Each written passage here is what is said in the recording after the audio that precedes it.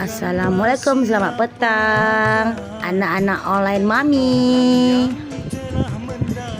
Ini mami tengah tunggu Maggi dari orang buat tapi Masya Allah lamanya nunggunya.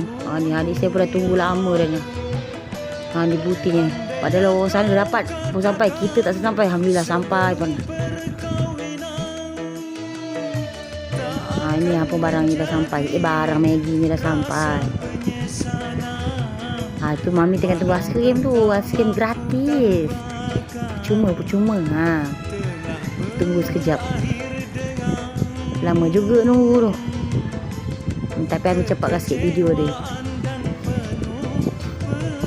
Cepat pun.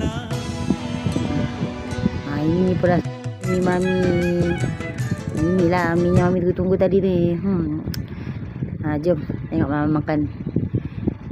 Sedap. Mana panas lagi ya. Aduh, berjalan pula handphone ni. Ini minyak.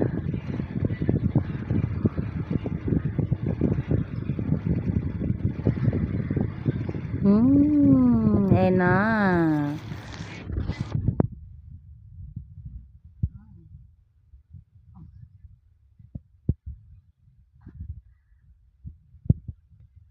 Mami malu sebab orang depan tengok yang Mami makan. Tak tahu kenapa dia tengok Mami makan.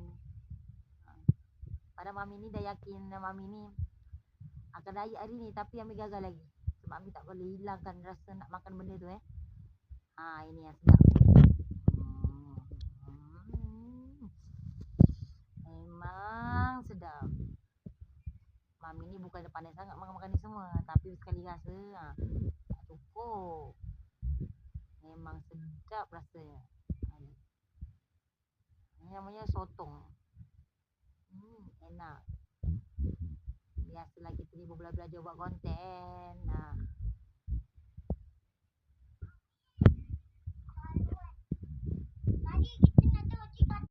Sorry dari tadi anak-anak kacau pula kita buat video. Okay, sekarang ni makan pun dah. Jom kita balik. Mana motor aku ni? Ni motor mami ni. Jom lah kita balik, jom.